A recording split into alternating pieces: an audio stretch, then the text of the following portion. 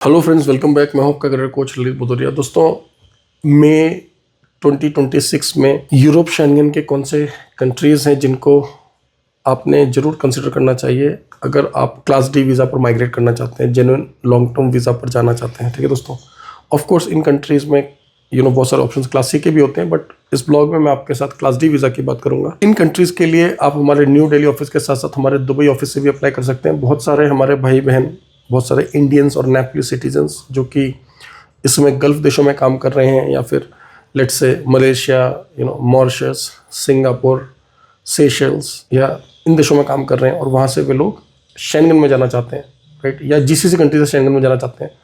तो कौन से कंट्रीज़ हैं, क्या काम है, तो हम इस ब्लॉग में डिस्कस करेंगे। और मैं सिर्फ आपको कोई एक इन्फॉर्मेशन प्रोवाइड नहीं कर रहा हूँ, मैं इस ब्लॉग में आपको यह बोल रहा हूँ कि ये कंट्रीज़ आपको वर्क परमिट भी दे रहे हैं, इन कंट्रीज़ का डेट्स वगैरह भी मिल रहा है, स्टैंपिंग भी हो रहा है। देखिए, यही पर्सपेक्टिव होता है जब हम वर्क वीज़ा की बात करते हैं। ठीक है, आपको पता है कि हम लोग जो भी वीडियोस बनाते हैं वो बहुत ही रिसर्च के बाद बनाते हैं, और क्योंकि ये जो वीडियोस हैं ये वर्क वीज़ा से रिलेटेड है, तो हम लोग हर एक पर्सपेक्टिव से देख कर कि हाँ भाई, किन देशों के वर्क परमिट टाइम पर आ रहे हैं, किन देशों की स्टैंपिंग में दिक्कत नहीं हो रही है, चाहे VFS के थ्रू हो रहा हो, चाहे BLS के थ्रू हो रहा हो, या फिर डायरेक्टली एम्बेसी जाना हो, राइट।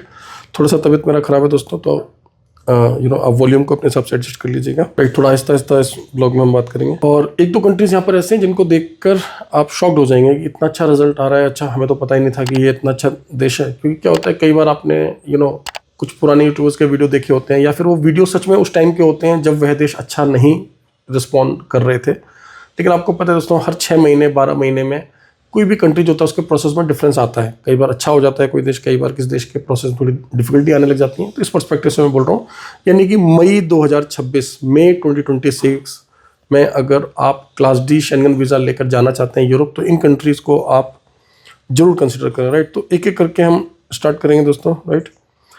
अब देखिए, सबसे पहला जो यहाँ पर यूनिक कंट्री है दोस्तों, मैं आपको बताऊंगा। तो दोस्तों, सबसे पहले मैं स्टार्ट करूंगा यहाँ पर क्रोएशिया से, राइट। अब क्रोएशिया, आपको पता है 2024 में क्रोएशिया बूम पर था। बूम पर इन द सेंस, इंडिया से जो लोग क्लास डी वीज़ा पर जाना चाह रहे थे, तो Croatia one of the best destination हो गया था। टाइम पर वर्क परमिट आ रहे थे, वीज़ा स्टैंपिंग हो रही थी। 2025 के एंड तक थोड़ा थोड़ा ये स्लो हो गया, और जो है आपको पता है कि क्रोएशियन गवर्नमेंट ने बहुत सारे वहाँ पे करेक्शंस किए। अब करेक्शन से मेरा क्या मतलब है? करेक्शन से मेरा तात्पर्य है कि बहुत सारी कंपनीज को क्रोएशियन गवर्नमेंट ने वहाँ पे ब्लैक लिस्ट किया। बहुत सारे अच्छे बदलाव आए, जैसे कि उन्होंने बेसिक पे को बढ़ाया, TRC का टेन्योर बढ़ाया, राइट। तो अब क्रोएशिया फिर से बाउंस बैक कर चुका है, राइट। और क्रोएशिया की भी हमारे पास वैकेंसी चल रही है, आप साइड में देख सकते हैं। तो एक क्रोएशिया कंट्री है जो कि फिर से बाउंस बैक कर चुका है, और क्रोएशियन गवर्नमेंट ने जो भी करेक्शंस करने थे जो कि हम लोगों के फेवर में ही थे। देखिए, बहुत सारी कंपनीज ऐसी थी जहाँ पर लोगों के वर्क परमिट लग जाया करते थे और वहाँ जाकर काम नहीं होता था।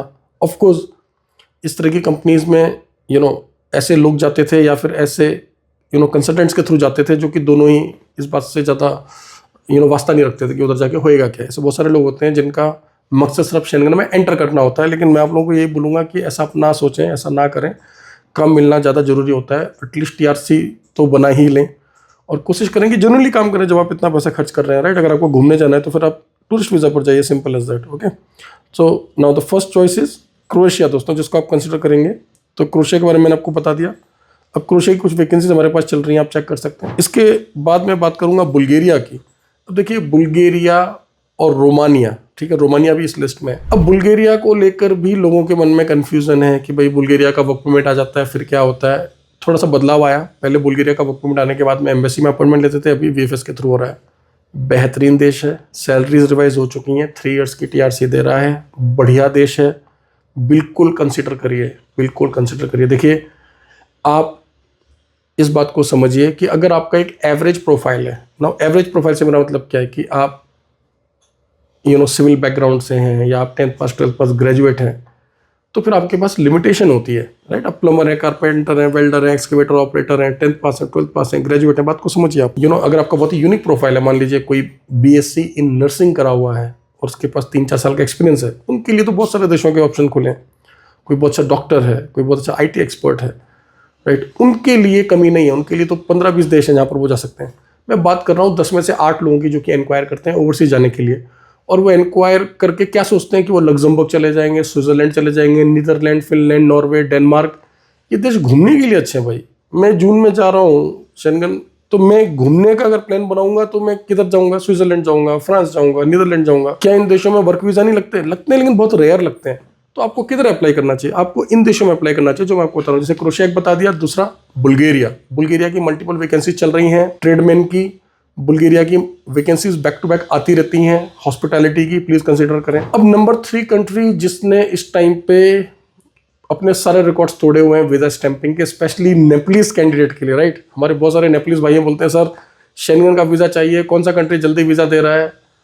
दंग रह जाएंगे आप लोग जानकर। कंट्री का नाम है रोमानिया, ठीक है। देखिए, इजीएस्ट पाथ को चूज करिए आप लोग। इजीएस्ट पाथ मतलब जिस देश का वर्क परमिट आने के बाद में वीजा स्टैंपिंग हो जाए, वही इजीएस्ट पाथ। अब यहाँ पर मैं आप लोगों के साथ में कुछ लेटेस्ट स्टैम्प वीजा शेयर कर रहा हूँ। इनमें से कुछ इंडियन पासपोर्ट होल्डर्स हैं, कुछ नेपलीज पासपोर्ट होल्डर्स हैं। अब देखिए कितने वीजाज लग रहे हैं, मतलब पिछले 3 साल में अगर सबसे ज्यादा वीजाज अभी स्टैंप हो रहे हैं मार्च अप्रैल में, तो रोमानिया के हो रहे हैं, राइट। अब चेक करिए कितने वीजाज हैं यहाँ पर, राइट। और आपको पता है हमारे दुबई ऑफिस से और दिल्ली ऑफिस से हम नेपलीज और इंडियन नेशनल्स दोनों की ही फाइल्स को एक्सेप्ट करते हैं दोस्तों, राइट। अब इसके अलावा तो रोमानिया एक हो गया दोस्तों, जिसको आपने अंडरएस्टिमेट नहीं करना है, ठीक है। अब एक और एवरग्रीन कंट्री की बात करेंगे हम, और फिर कुछ ऐसे 1-2 देशों की बात करेंगे जिनका कभी कभी काम आ जाता है। फिलहाल हमारे पास आ रखा है, राइट। अब देखिए, जब आप रोमानिया जाना चाहें, राइट, या बुल्गारिया जाना चाहें, तो या तो आपको इस चीज़ का ध्यान रखना है कि आपके पास ना कोई स्किल होना चाहिए। जब आप वर्किंग आवर्स में हमारे एडवाइजर से बात करेंगे तो वो आपको बता देंगे। अब मैं आपको बहुत सिंपल सा सॉल्यूशन दे रहा हूँ। देखिए, कुछ सॉल्यूशन सुनने में ऑकवर्ड लगते हैं लेकिन होते बहुत बढ़िया हैं, ठीक है। क्या है सॉल्यूशन? देखो भैया, अगर 10th पास 12th पास या ग्रेजुएट हो, इंग्लिश बोल सकते हो, तो आप हॉस्पिटैलिटी में जाओ, bartender, barista, waiter, cook, kitchen helper, किसी में चले जाओ। ये तरीका, अगर थोड़ी बहुत इंग्लिश 50% एंड अबव इंग्लिश आती है तो ये लाइन पकड़ लो, ग्रोथ होती रहेगी। टाइम पर वर्क परमिट आएगा, वीजा स्टैंपिंग के चांस 99.9%, पीआर के chance high chance, right. Job आराम से चेंज कर पाएंगे, क्लियर हुआ। या फिर ट्रेडमैन में कोई काम आना चाहिए, प्लम्बर, कारपेंटर, वेल्डर। आपको तो बहुत सारे ट्रेड होते हैं, machine operator, heavy truck driver, कई सारे ऑपरेटर्स होते हैं, हाई राइज क्रेन ऑपरेटर। बोलेंगे सर ये सीखना इतना आसान थोड़ी ना है। इनमें से 1-2 ट्रेड हैं जो बहुत आसान है। जैसे आप शटरिंग कारपेंटर जल्दी बन सकते हो, फर्नीचर कारपेंटर तो नहीं बन सकते इतना जल्दी, लेकिन आप शटरिंग कारपेंटर कुछ हफ्ते की ट्रेनिंग में बन सकते हो। दूसरा बताता हूँ, वेल्डिंग बहुत टाइप की होती है। अब होता क्या है, जब मैं वेल्डर बोलता हूँ ना, तो आपके माइंड में क्या आता है? अच्छा, वो फैब्रिकेटर जो लोहे का गेट वेल्डिंग कर रहा होता है। भाई, वो एक पार्ट है वेल्डिंग का। वेल्डिंग आप देखो कितने टाइप की होती है, कितने लेवल्स की होती है, और क्या क्या सैलरीज हैं वेल्डिंग को लेकर, राइट। अगर आप वेल्डिंग का काम सीखने के लिए भी हामी भरें कि सर हम वेल्डिंग का काम सीख लेंगे, आप मेरी फाइल लगा दो, हम वर्क परमिट मंगा देंगे आपका, जाने से पहले आप थोड़ा सा सीख लेना, कुछ हफ्ते की ट्रेनिंग ले लो। अगर आपके शहर के आसपास कहीं ट्रेनिंग सेंटर नहीं है तो दिल्ली आ जाओ, दिल्ली में बहुत सारे सेंटर्स हैं, हम बता देंगे कहाँ से ट्रेनिंग लेना है। रोमानिया में हमारे पास ऐसे एम्प्लॉयज हैं जो बोल रहे हैं कि हमें वेल्डर्स चाहिए, फटाफट वर्क परमिट आएगा, वीजा स्टैंपिंग होगी। इस बात को नेपाली भाई बहुत जल्दी समझते हैं। वो बोलते हैं सर आप बताओ किस चीज़ में वीज़ा लग रहा है, हम वही काम कर लेंगे और हम सीख भी लेंगे अगर जरूरत पड़ेगा, राइट। और हमारे जो भारत के भाई बहन हैं वो थोड़ा सा आपकी डिमांड थोड़ी बढ़ चुकी है। नहीं सर, ऐसा काम होना चाहिए, कुर्सी पर बैठने वाला होना चाहिए, 8 घंटे का होना चाहिए, 5 दिन का होना चाहिए। प्लीज़ समझिए, थोड़ा सा आपको स्टार्टिंग में जब आप पहली बार क्लास डी वीज़ा लेकर जा रहे हैं, थोड़ा सा आपको एडजस्ट करना पड़ेगा। अगर आपका प्रोफाइल बहुत ज़्यादा स्ट्रॉन्ग नहीं है तो, या तो आप हाईली डिजर्विंग होने चाहिए। मैं बार बार उसी बात पर आ रहा हूँ। देखो, 2 चीज़ें चलती हैं इंटरनेशनल मोबिलिटी में, या तो आप हाईली स्किल्ड हो या फिर आप बहुत पैसे वाले हो, ठीक है। जो बहुत पैसे वाला है उसके लिए भी कोई प्रॉब्लम ब्रैकेट नहीं है। पैसे वाला मतलब मैं नहीं बोल रहा कि मुझे बहुत पैसा दे दो, मतलब जिसके पास पैसा है वो तो रियल स्टेट में इन्वेस्ट करके पीआर ले लेगा फैमिली का। हम खुद गाइड करते हैं, कोई भी व्यक्ति 2.5 से 3 करोड़ रुपए खर्च करे, हम विद फैमिली ग्रीस का वर्क परमिट दिला रहे हैं। ग्रीस के बाद हमारे पास माल्टा है, लैटविया है, और भी कोई कंट्री होगा तो मैं चेक करके बता दूंगा। कोई भी इंटरेस्टेड है तो हमसे बात करो। जेन्युइन 1 नंबर का काम है, प्रॉपर्ली आप ट्रांसफर करेंगे पैसा, भारत में ही पेपर्स देंगे तब आप फ्लाई करोगे, कोई इसमें शॉर्टकट नहीं है। जेन्युइन फ्री होल्ड प्रॉपर्टी दिलाएंगे, ठीक है, समझ गए आप। तो या तो जो HNIs हैं, हाई नेटवर्थ इंडिविजुअल्स हैं, उनके लिए दुनिया के दरवाजे खुले हैं, राइट। लोगों को लगता है कि जैसे यूएस में वीज़ा नहीं लग रहा, क्यों नहीं लग रहा है? अब चेक करिए मिस्टर ट्रम्प की क्या पॉलिसीज़ हैं। अगर कोई वहाँ पे पैसा इन्वेस्ट करे या इंडस्ट्री लगाए, वो तो दरवाजे खुले हुए हैं। He is a businessman, right. So try to understand, या तो आप बहुत पैसे वाले हों या फिर आपको कोई स्किल आता हो। अगर स्किल आता है तो फिर आपको पैसा कम देना पड़ेगा। फॉर एग्जाम्पल, मैं हमेशा एग्जाम्पल देता हूँ नर्सेस का, जिन्होंने बीएससी इन नर्सिंग करा होता है, 2 साल 3 साल का एक्सपीरियंस होता है, आप देखिए ना यूके फ्री में वीजा दे रहे हैं उनको।